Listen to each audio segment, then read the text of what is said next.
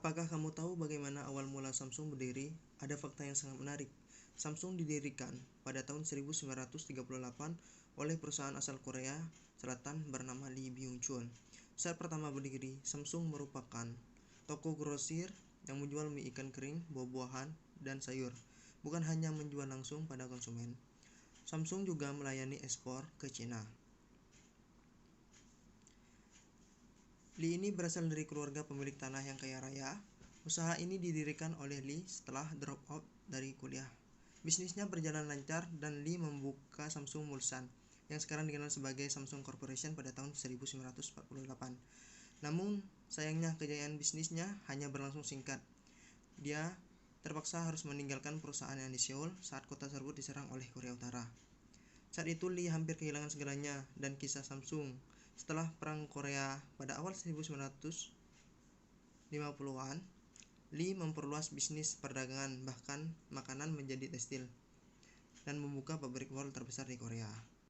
Pada saat itu, Korea adalah salah satu negara termiskin di dunia, dan Lee membantu membangun kembali ekonomi negaranya dengan berfokus pada industrialisasi.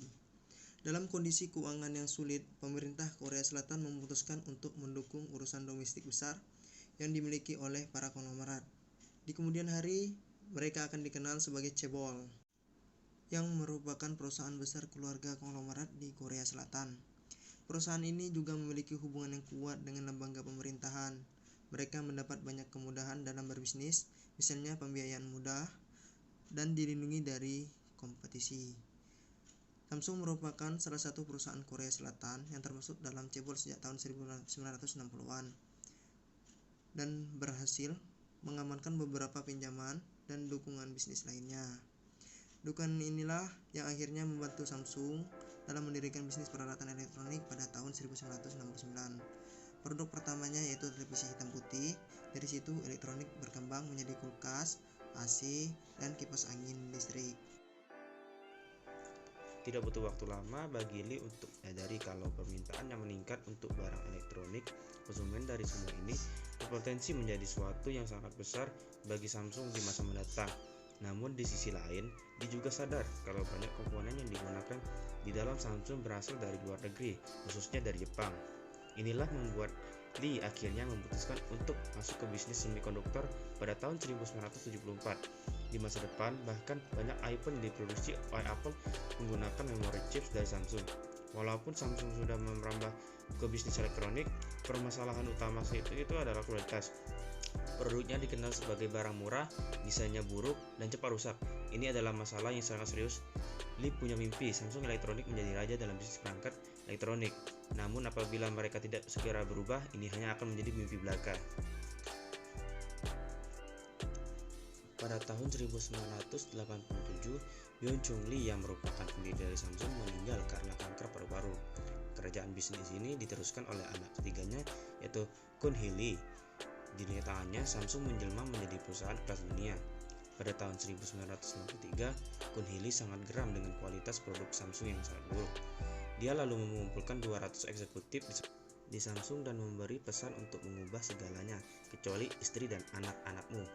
Peringatan keras dari Kun Hee Lee memaksa para eksekutif dari Samsung untuk berubah, dan akhirnya mereka menjalani transformasi besar-besaran. 2 tahun kemudian, Kun Hee Lee menjabat sebagai chairman dari Samsung Dev, melakukan kontroversial lainnya. Ia mengumpulkan 150.000 handphone di satu tempat dan membakarnya di depan 2.000 karyawan. Kejadian ini membuat banyak karyawan menangis karena kerja kerasnya menjadi sia-sia.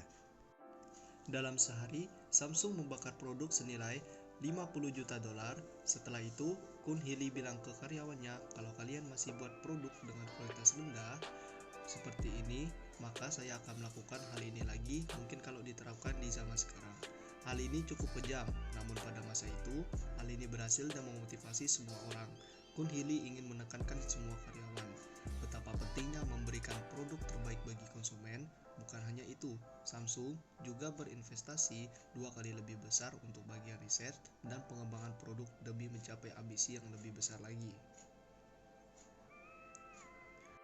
Pada tahun 2008, HTC Dream dimunculkan, merupakan smartphone Android pertama Samsung, pun lalu bersiap untuk meluncurkan pertamanya, yaitu Galaxy A Series pada tahun 2010. Smartphone ini bertujuan untuk bersaing dengan iPhone. Ini merupakan keputusan yang tepat dan menjadi langkah awal Samsung untuk merajai smartphone di dunia.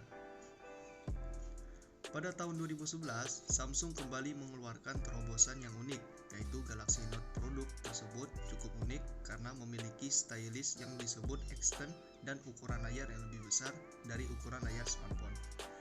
Pada masa itu, yaitu 5,3 inch. Hal ini membuat banyak orang menyebut Galaxy Note sebagai tablet yang merupakan perpaduan antara smartphone dan tablet sebagai perbandingan. Pada masa itu, ukuran layar iPhone ada 3,5 inci dan ukuran layar Samsung Galaxy S2 adalah 4,3. Karena ukuran layarnya sangat besar, banyak pengamat ragu kalau Galaxy Note bisa sukses di pasaran. Mereka merasa ukuran layarnya terlalu besar bagi konsumen, tapi prediksi mereka meleset. Tapi siapa yang menyangka kalau Galaxy Note merupakan awal dari sebuah tren dengan layar smartphone yang besar. Tren ini bahkan memaksa Apple mendesain ulang iPhone 5-nya pada tahun 2012 menjadi 4 inci, yang selanjutnya iPhone 6 dan iPhone 6 Plus dengan ukuran layar 4,7 inci dan 5,5 inci, hingga akhirnya smartphone era modern sudah familiar dengan ukuran layar yang lebih besar. Dalam strategi bisnis, Samsung memiliki jalan yang berbeda dengan Apple.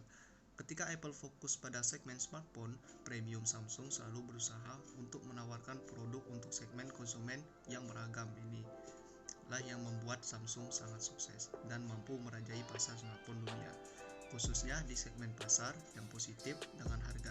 Contohnya begini, pada tahun 2018, merek smartphone dari Cina seperti Oppo, Xiaomi, Realme, dan sebagainya mulai naik dan menargetkan pasar middle low. Samsung lalu memperkuat posisinya di segmen ini dengan meluncurkan Galaxy M Series dan Galaxy S Series. Sedangkan untuk bersaing di pasar premium dengan Apple, Samsung pertahankan posisinya dengan Galaxy A Series. Menariknya, walaupun Samsung bukan perusahaan pertama yang mengeluarkan smartphone dengan operation system Android, namun Samsung berhasil menjadi juara pasar smartphone. Berbeda nasib dengan HTC. Strategi Samsung yang selalu berinovasi dan beradaptasi sesuai peran menjadi kunci sukses dominasi Samsung di pasar smartphone. Dunia ini tidak ada yang pasti dan beradaptasi adalah syarat untuk bertahan. Dari sebuah bisnis toko grosir, kini bisa menjelma menjadi perusahaan dengan teknologi termaju di dunia. Baik, sekian untuk presentasi kami kali ini tentang Samsung.